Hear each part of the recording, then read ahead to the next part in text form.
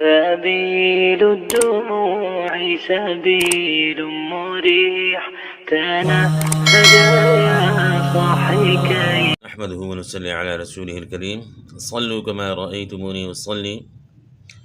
نماز کے متعلق بات کر رہے تھے۔ اس سے پہلے 3 پارٹ جو ہے نا نماز کے متعلق ہو گئے، تو آج یہ چوتھا پارٹ ہے، اور رکوع کے متعلق ہے کہ رکوع ہم کس طرح کریں گے۔ رکوع اس طرح کریں کہ کمر اور سر بالکل سیدھے ہوں، کمر میں خم نہ ہو، جسم کو اس طرح جھکا دیں کہ زمین سے پیٹھ اور سر کی مسافت برابر ہو، اور نگاہ زمین کی طرف ہو۔ دونوں ہتھیلیوں کی انگلیاں قدرے کھول لیں اور ان سے دونوں گھٹنوں کو اچھی طرح پکڑ لیں، جبکہ دونوں بازو پہلوؤں سے دور سیدھے تنے ہوئے ہوں۔ رکوع میں یہ دعا کم از کم 3 بار پڑھیں۔ سبحان ربی العظیم، پاک ہے میرا رب جو بڑی عظمت والا ہے۔ اس کے بعد آپ نے مذکورہ تسبیح پڑھنے میں 3 بار سے زیادہ کے لیے طاق عدد کا خیال رکھنے کی ضرورت نہیں۔ یہ دعا ایک بار پڑھ لیں، سبحانک اللہم ربنا وبحمدک اللہم اغفر لی۔ یہ دعا بھی ثابت ہے، اس کے ساتھ یہ دعا بھی آپ پڑھ سکتے ہیں۔ رکوع سے سر اٹھا کر دونوں ہاتھ کانوں کے نچلے کناروں یا کندھوں کے برابر اٹھائیں۔ یہ فعل رفع الیدین کہلاتا ہے۔ رکوع سے سر اٹھاتے ہوئے یہ دعا پڑھیں، سمع اللہ لمن حمیدہ، اللہ نے اس کی سن لی جس نے اس کی تعریف کی۔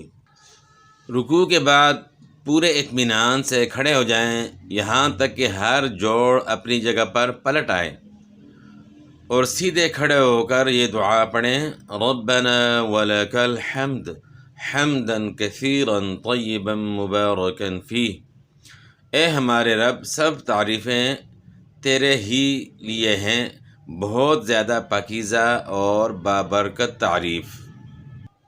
اس کے بعد پھر اللہ اکبر کہیں اور سجدے میں جانے کے لیے پہلے دونوں ہاتھ زمین پر رکھیں اور اس کے بعد گھٹنے۔ سجدہ 7 اعضاء پر ہو، پیشانی، اس میں ناک کا ابھرا ہوا حصہ بھی شامل ہے، دونوں ہاتھ، دونوں گھٹنے، دونوں پاؤں کی انگلیاں، اور ہاتھ پاؤں کی انگلیوں کا رخ قبلے کی طرف ہونا چاہیے۔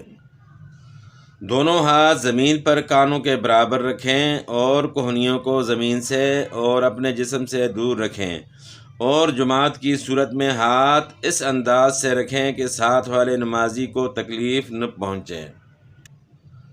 دونوں پاؤں زمین پر کھڑے رکھیں، دونوں ایڑیاں باہم ملا لیں اور انگلیوں کو موڑ کر ان کا رخ قبلے کی طرف کر لیں، اور پڑھیں سبحان ربی الاعلی، پاک ہے میرا رب جو سب سے بلند ہے۔ یہ تسبیح کم از کم 3 بار پڑھیں، یا اس سے زیادہ بار بھی پڑھ سکتے ہیں۔ پھر اللہ اکبر کہتے ہوئے سجدے سے سر اٹھائیں اور اطمینان سے بیٹھ جائیں۔ دونوں سجدوں کے درمیان بیٹھنے کا طریقہ یہ ہو کہ بائیں پاؤں پر بیٹھیں اور دائیں پاؤں کو زمین پر کھڑا رکھیں اور اس کی انگلیاں قبلہ رخ کریں۔ اس دوران اطمینان سے بیٹھیں اور دونوں ہاتھ رانوں اور گھٹنوں پر ہوں۔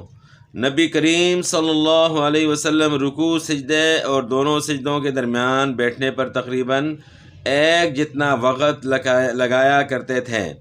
اس دوران یہ دعا پڑھیں، اللہم اغفر لی ورحمنی واہدنی واجبرنی وعافنی وارزقنی وارفعنی، اے اللہ مجھے بخش دے، مجھ پر رحم فرما، مجھے ہدایت دے، میرے نقصان پورے کر، مجھے عافیت دے، مجھے روزی عطا کر اور میرے درجات بلند فرما۔ پھر اللہ اکبر کہتے ہوئے پہلے سجدے کی طرح دوسرا سجدہ کریں اور سجدے کی دعا بھی پڑھیں۔